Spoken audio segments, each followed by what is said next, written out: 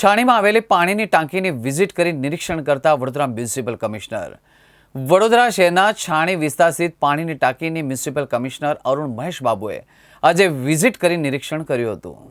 Vadodara municipal commissioner Arun Mahesh બાબુએ શહેરમાં સ્વચ્છ પાણી પુરવઠો સુનિશ્ચિત રહે એ હેતુથી છાણી વિસ્તારમાં આવેલી પાણીની ટાંકીની મુલાકાત લીધી હતી। તેમણે ટાંકીની સફાઈ, પાણીના સ્તર અને સપ્લાય લાઇનના ટેકનિકલ પાસાઓ અંગે અધિકારીઓ પાસેથી વિગતવાર માહિતી મેળવી હતી। મ્યુનિસિપલ કમિશનર અરુણ મહેશ બાબુએ અધિકારીને યોગ્ય માર્ગદર્શન આપતા પાણી સપ્લાય સિસ્ટમ વધુ સુચારુ બને એવા સૂચનો પણ આપ્યા હતા। સ્થળ પર હાજર નાગરિકો સાથે પણ વાતચીત કરીને પાણી પુરવઠા અંગે પ્રતિસાદ મેળવ્યો હતો।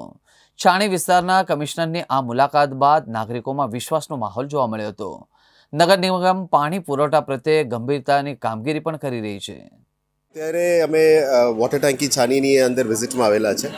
અહીંયા સ્થાનિક કાઉન્સિલર્સને લગભગ 10 દિવસ પહેલાં મને રજૂઆત કરી હતી કે પીવાના પાણીનું સમસ્યા છે। ગઈકાલે અમે રેડિયલ વેલમાં ગયા હતા ત્યારે ડીસિલ્ટિંગ કરવાથી જ આ કામ નિકાલ થાય એવું ખબર પડી છે।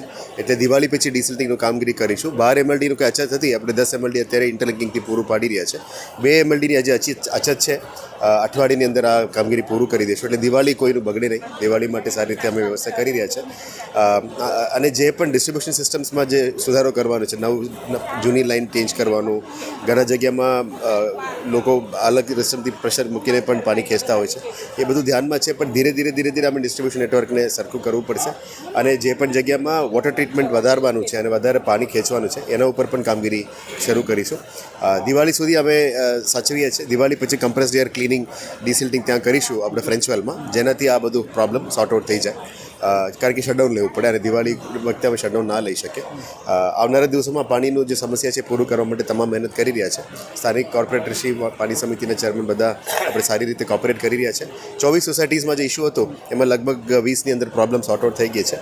આ 4 સોસાયટીઝનું જે પણ ડેટા સર્વે કરી રહ્યા છે, અઠવાડિયાની અંદર આનું પણ ઇસ્યુ અમે પૂરું કરવાનો પ્રયત્ન કરી રહ્યા છીએ। એકતાનગરનું પ્રશ્ન મને ધ્યાનમાં આવી છે। દિવાળી પછી આ કામગીરી શરૂ કરી દેવાના છે। ટોટલી આમાં થોડું કન્ટેમિનેટેડ વોટરનો ઇસ્યુ હતો, કારણ કે જૂના પાઇપ્સ છે ઘણા બધા, ઘરમાં પણ જૂના પાઇપ છે, એ બધું ચેન્જ કરવું પડશે।